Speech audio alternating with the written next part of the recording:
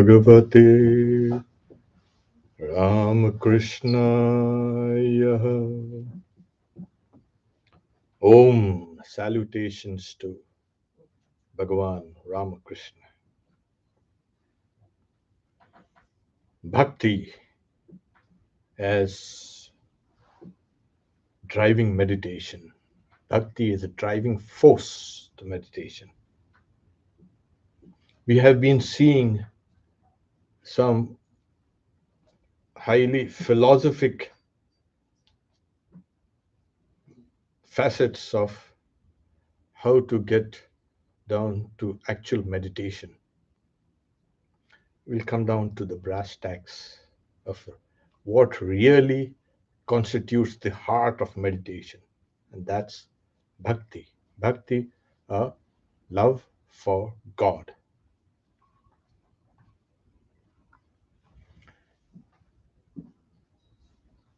Emotions. Yes, this is undeniably us. It's innate, and it makes every aspect of individual and collective life rich, richer, and meaningful. Imagine if we had no emotions. I don't know. I even to conceptualize it is kind of mind blowing. At the same time, society also frowns on excessive display of emotions or the lack thereof. If you are emotionless, people will suspect you. Yeah. So, and we have been educated also to try to rein in our emotions, to have a kind of control over it. It's so predominant in our minds and our bodies and in our way of thinking. It trumps even reason. Of course, I would say that it's even reason is mostly driven by emotions. So there we have a kind of a bedrock.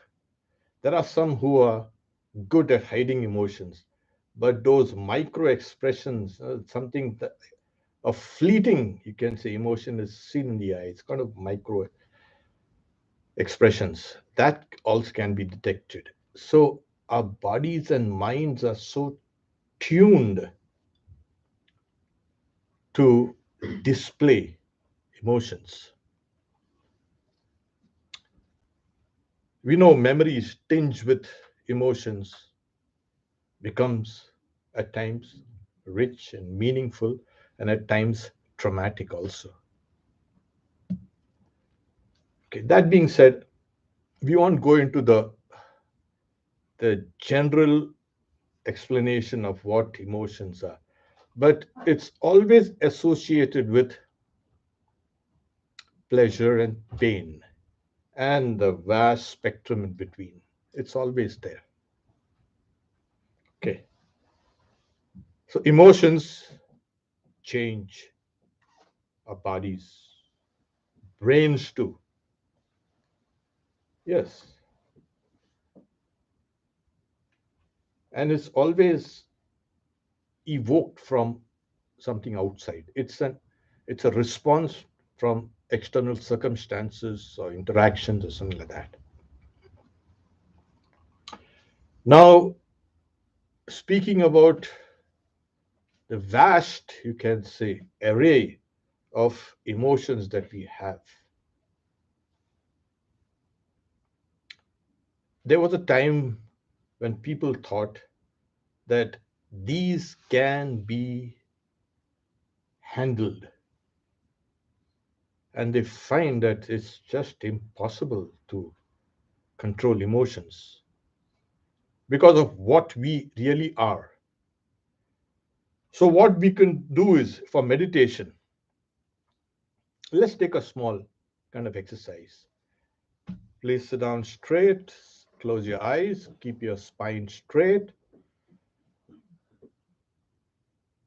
and gaze with eyes closed, of course, fixedly on a point just outside your face.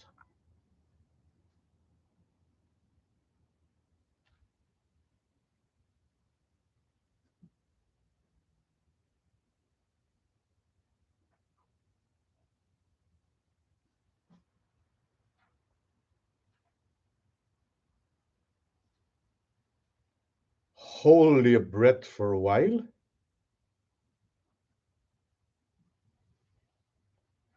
Now exhale.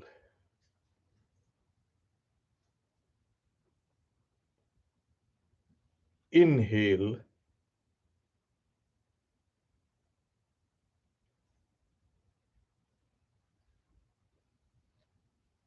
Exhale. Slowly.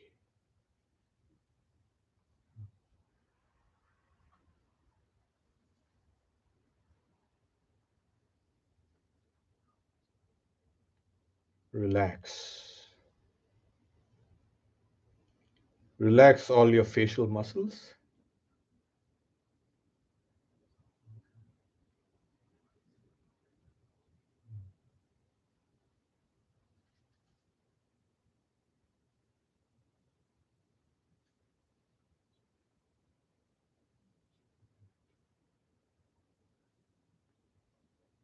Now think about yourself.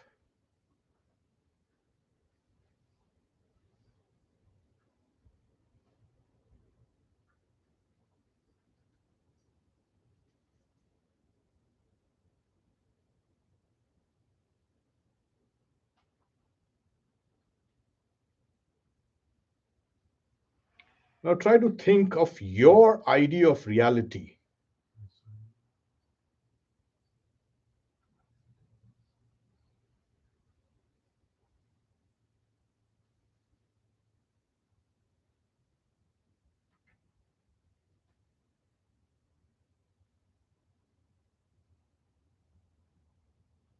Okay, let go. Take a long deep breath and open your eyes.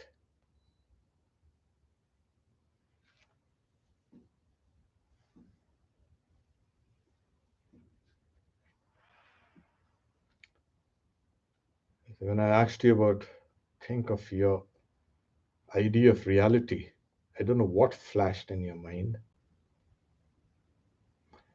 but your awareness itself was dominant there.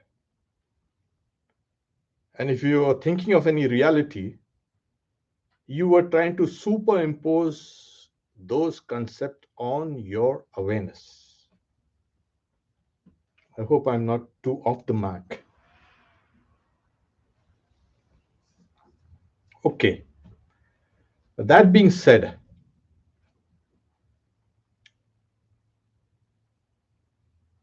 the mind also has innumerable desires, and these desires evoke these appropriate emotions. Meditation is, like Swami Vivekananda says, you have to control your emotional side altogether. How is that done? First, if you look at love, just love, we don't need any explanation of what is love. We all feel it, we all know it. But love itself is the culmination, the essence of every other emotion. Yes, greed, spite, hatred, even lust, anger, jealousy, all these other emotions are kind of, they find expression in one kind of point which is called love. So love is a kind of a, a agent or the culmination of all other emotions. And we know emotions run riot. What do we do when this love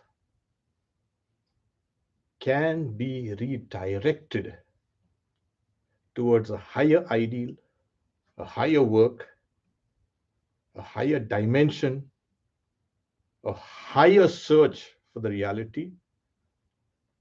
It becomes what is called bhakti, love for the truth of God.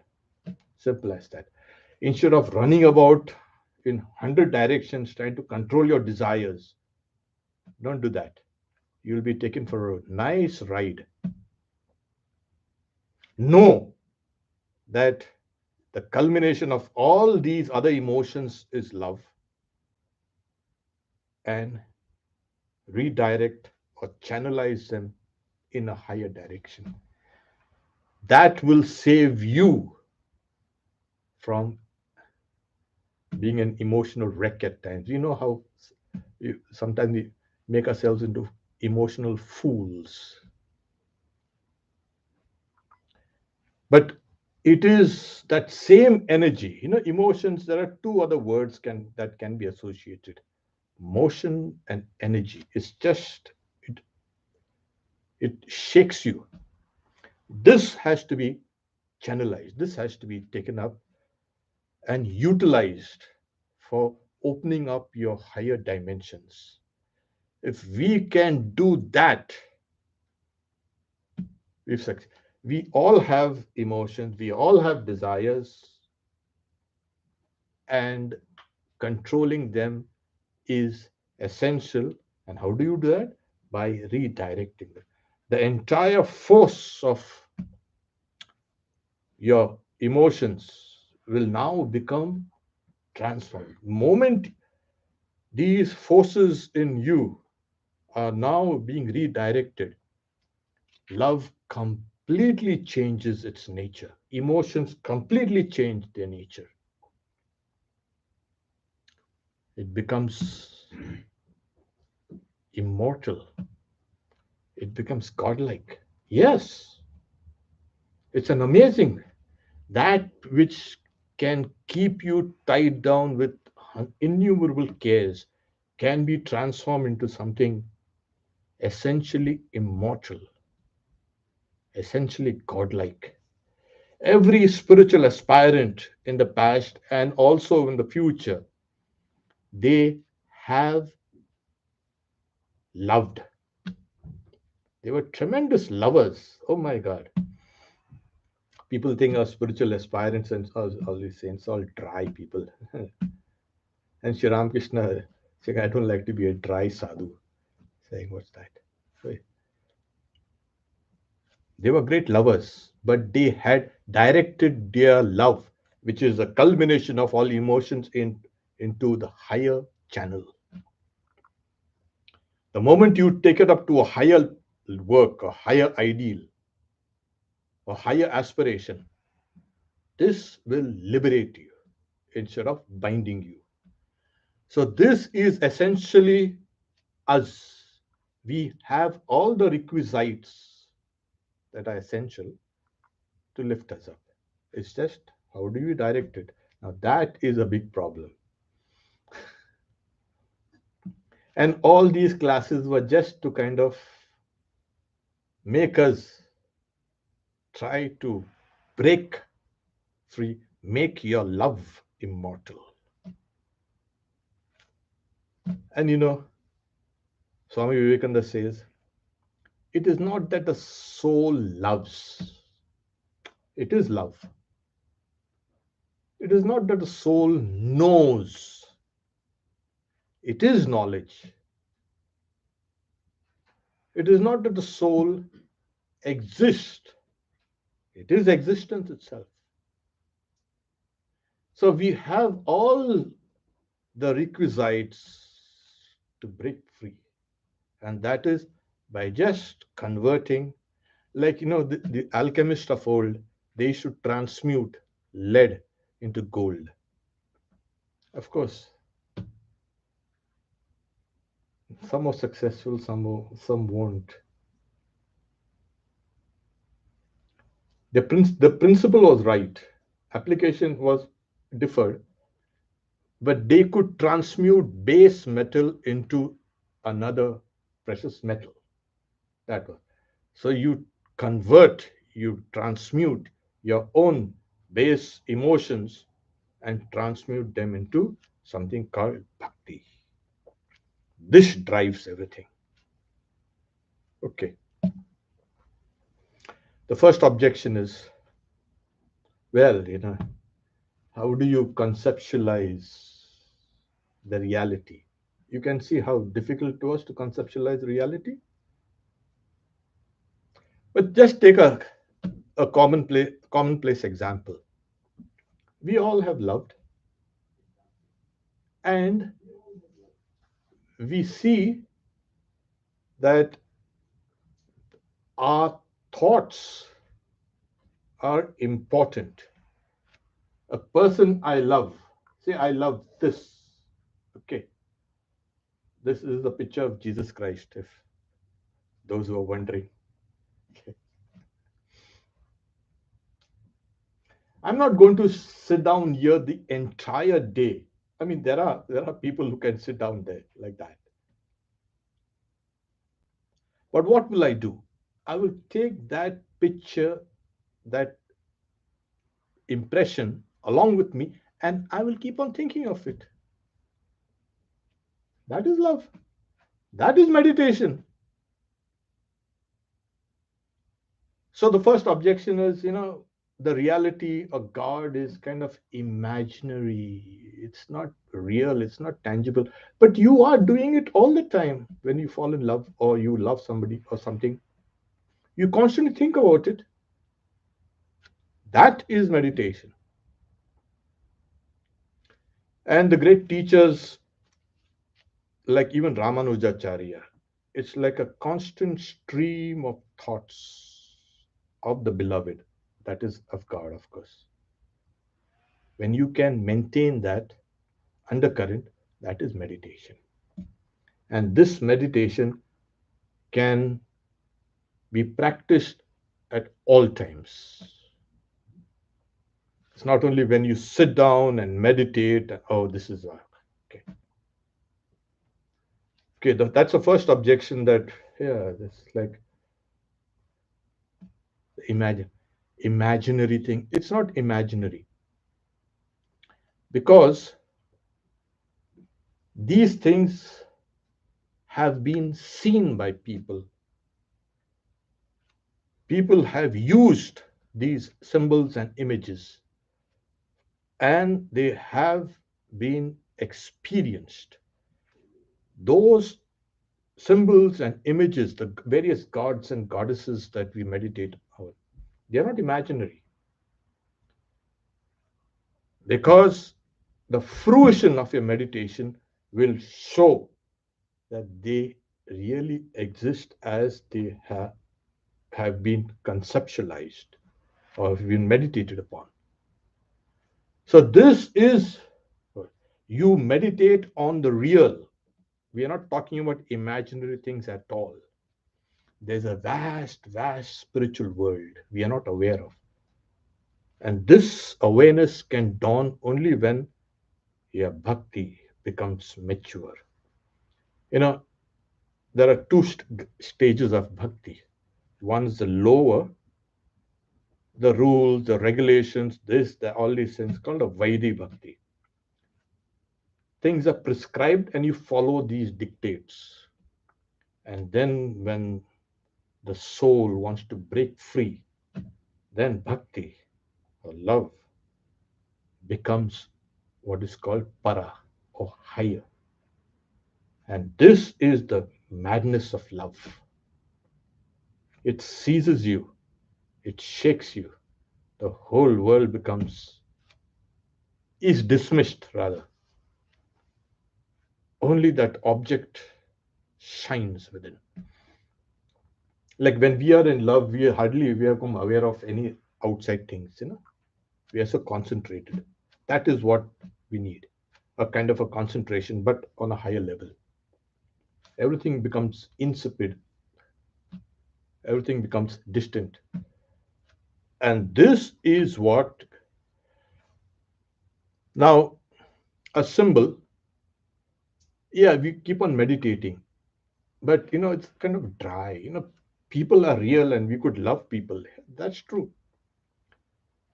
But the practice is constantly keep on thinking of the object over and over again. You form an attachment. And when you form an attachment, that attachment keeps on growing and growing and growing. This is the natural state of a mind. Keep on thinking about it over and over and over and over. Then that object becomes real. The more you think about a particular thing, the more real it becomes. Okay. Then you can layer it with some other thing. Like take for example, it's it's true, it's beautiful, it's auspicious, like Satyam and Shivam and Sundaram. Or to give you a concrete example, a devotee came to Sri Ramakrishna and says, I try to meditate and then you see I'm taking care of my nephew. And when I'm trying to meditate, thoughts of the nephew come in and disturb my meditation. Sri Ramakrishna gave a wonderful solution to this.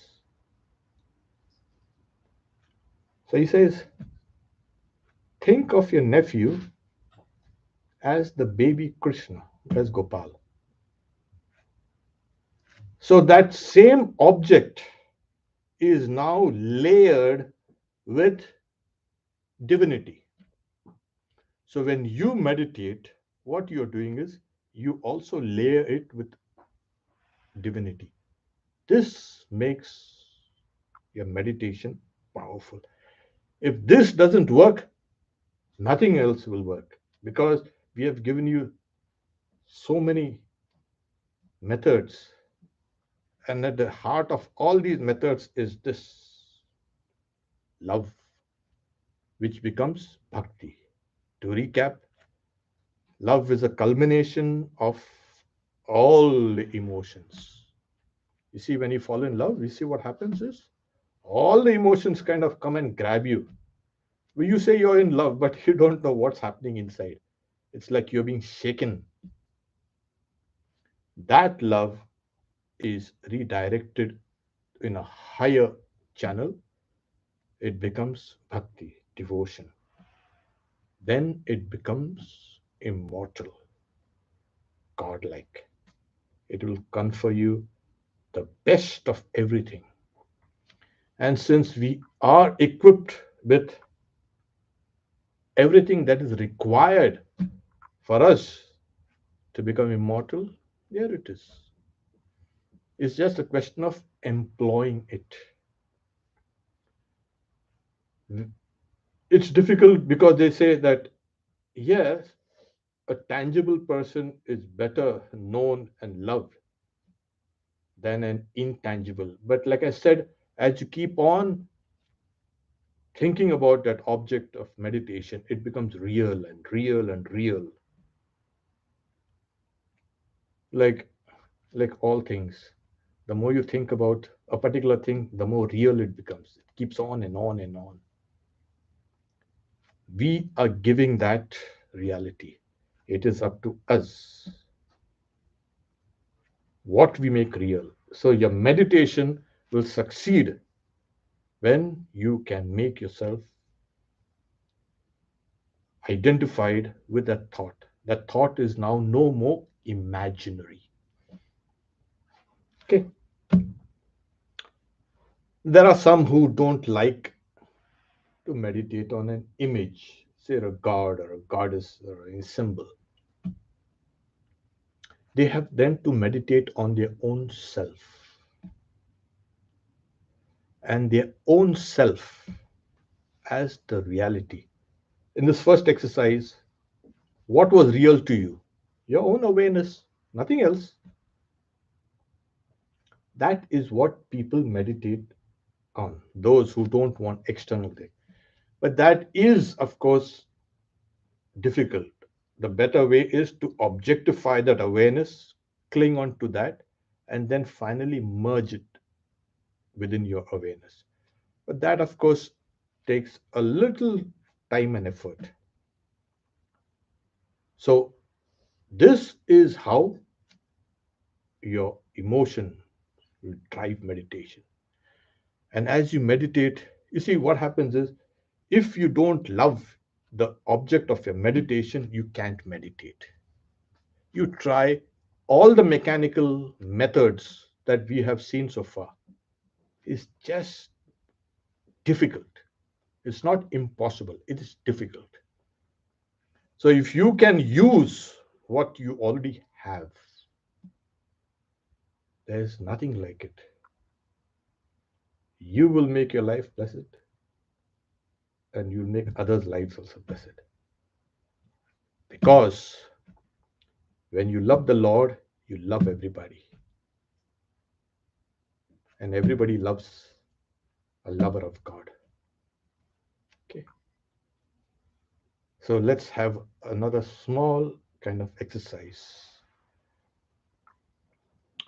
Sit down straight, close your eyes, tilt your chin slightly up. Don't push it downwards. Keep it slightly up.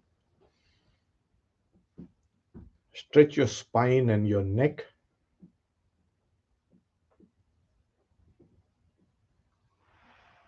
And be perfectly still.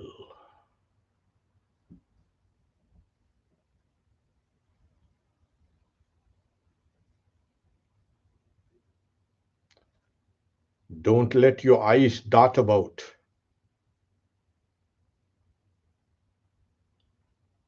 Keep them still by fixing your gaze on a point just outside your face.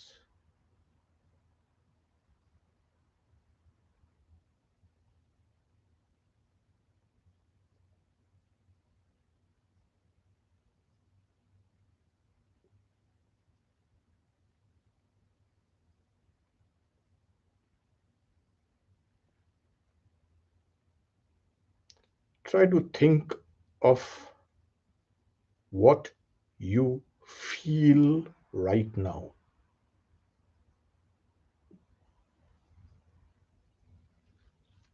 I'm not talking about hot or cold.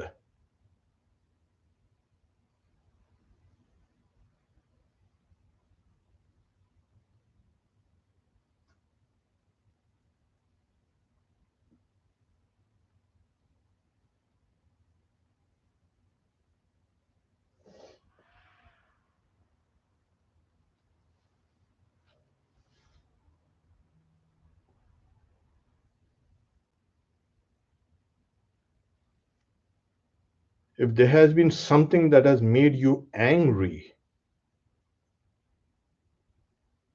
try to visualize that thing and see if you can get angry.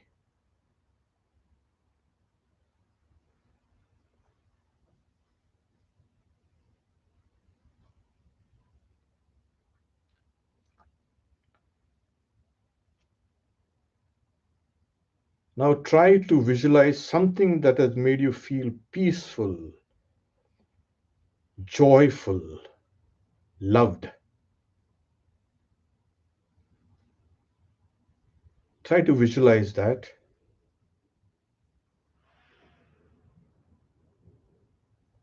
and check your feelings.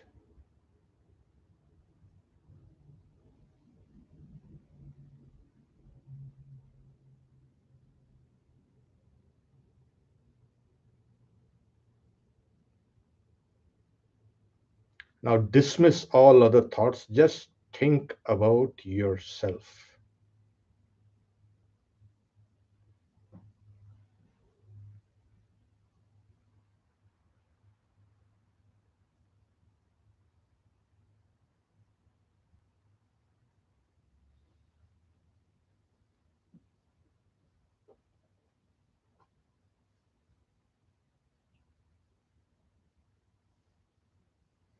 Okay, take long, deep breaths and open your eyes.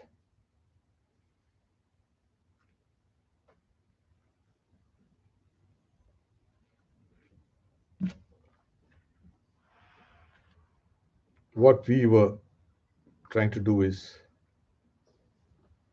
trying to evoke a response through old memories.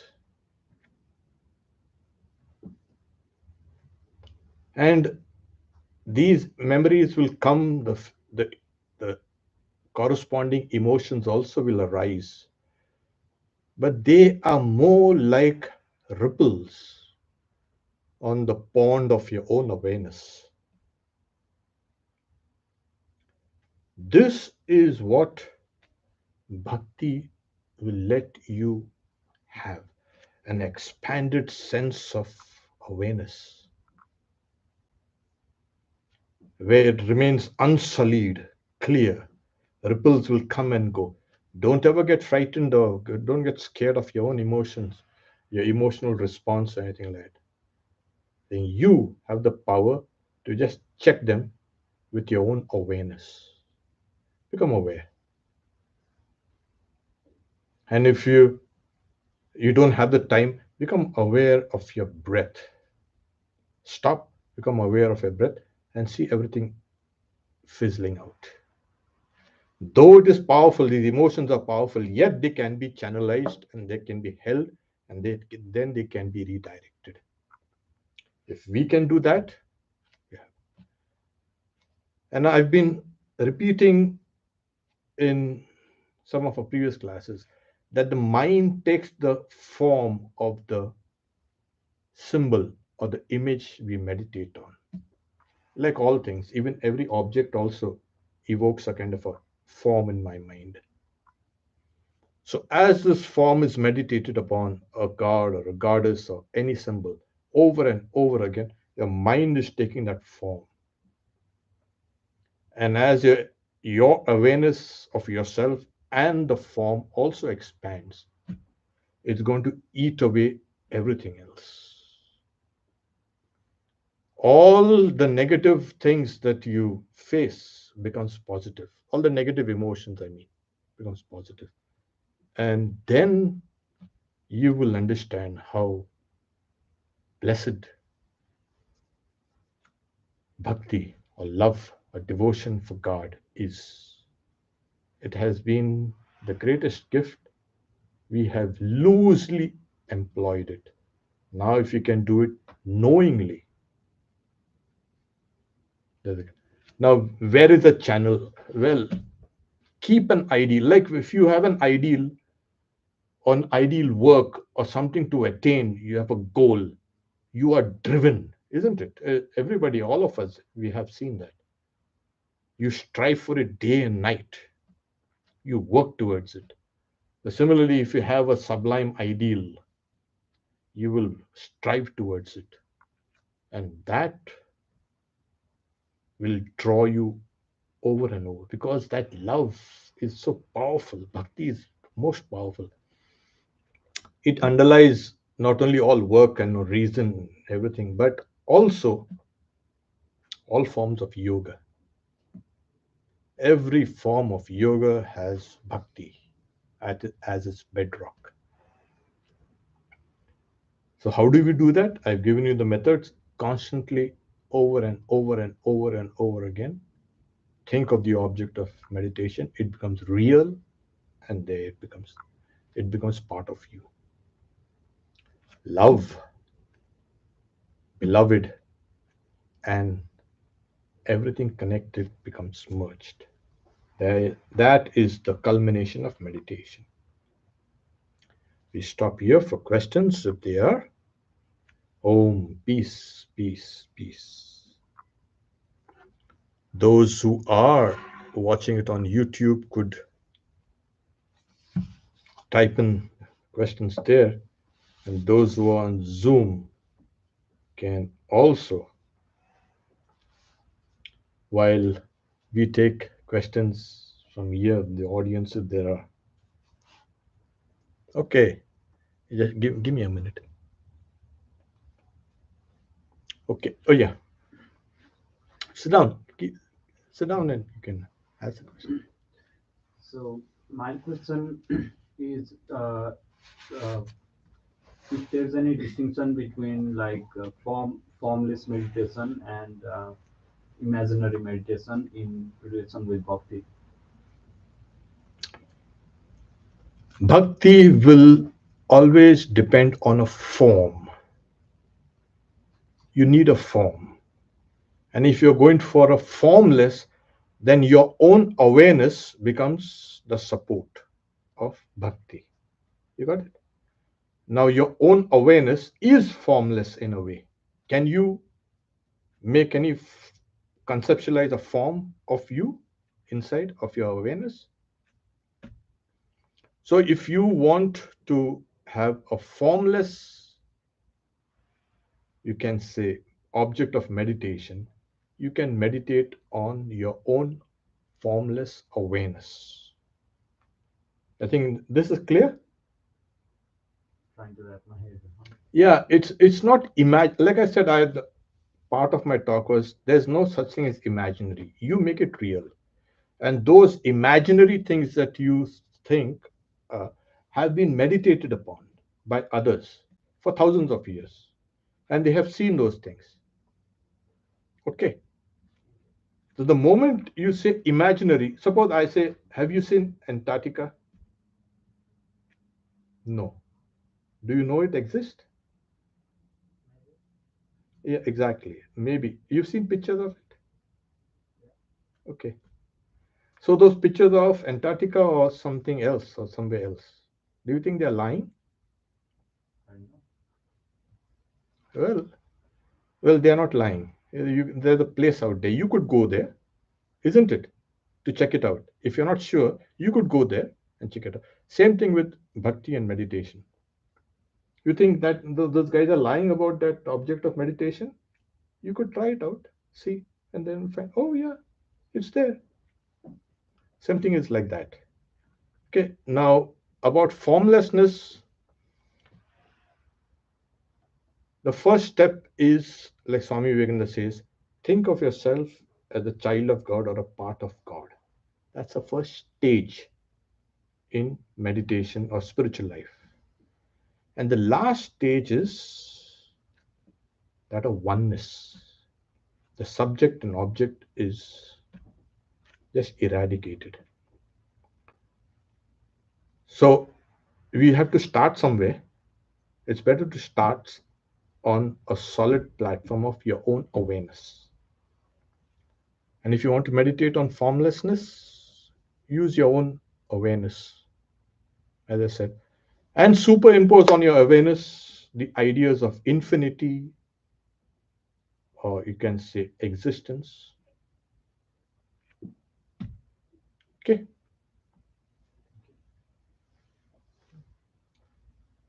No, one question I have is you mentioned that all other emotions are somehow linked to love as the base emotion. So can you elaborate on that, like something like anger or jealousy? How is Oh, it based yeah. on love? You fall in love and see how angry you become? Oh, yeah. Oh, plenty. Jealousy also, plenty. Oh, God. And you say you are in love. You're jealous. You're angry. Sometimes you hate. It's a common experience. It's there. But like I said, but you will not say that I don't love. It's love. It's there. So that's the reason why these authors on these scriptures that say, on especially on the bhakti, that it is the culmination of everything. In fact, it is love that is diffracted or fragmented into all these things. So you collect that. Now you know where the linchpin is, and then turn it towards God, and then it becomes bhakti. So, yeah, the idea is we ask questions here. Okay.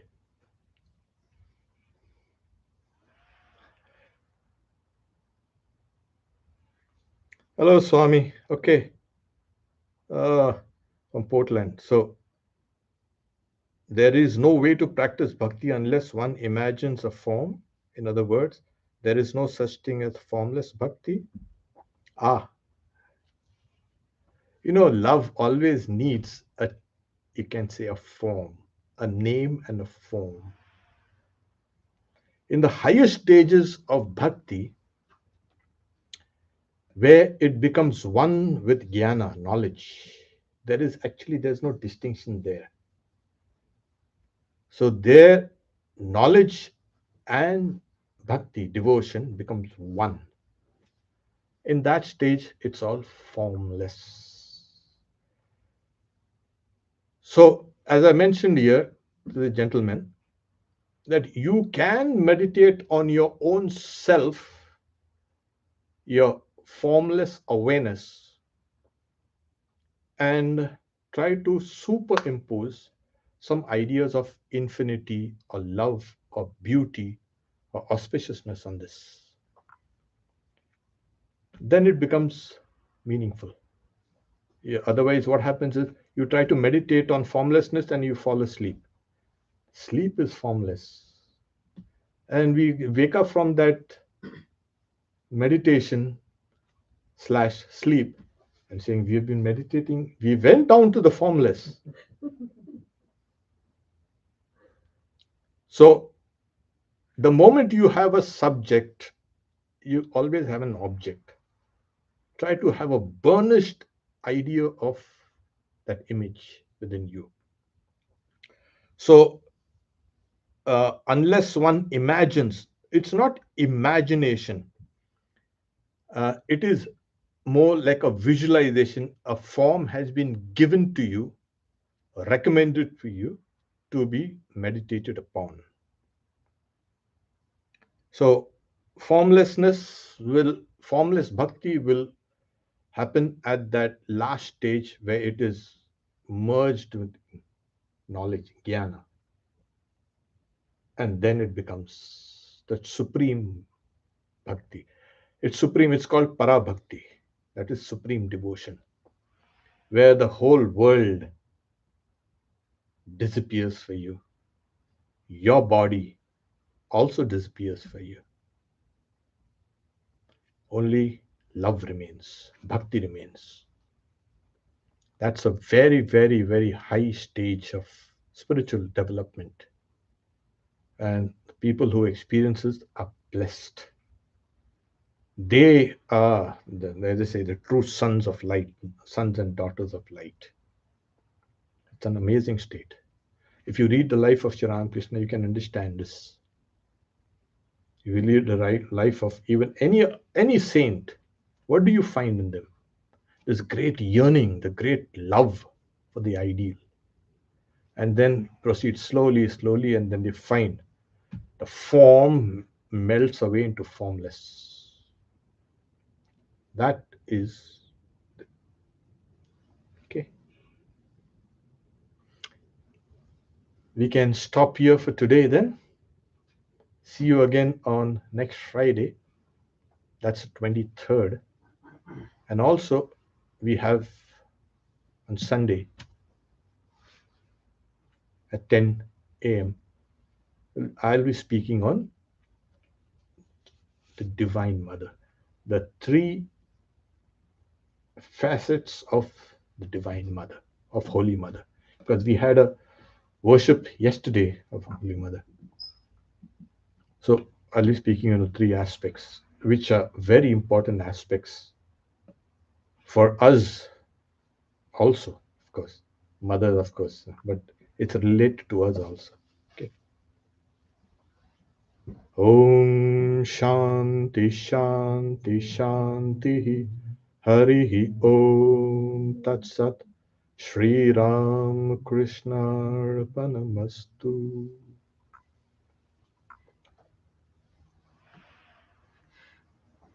Okay, so we say hello to all of you.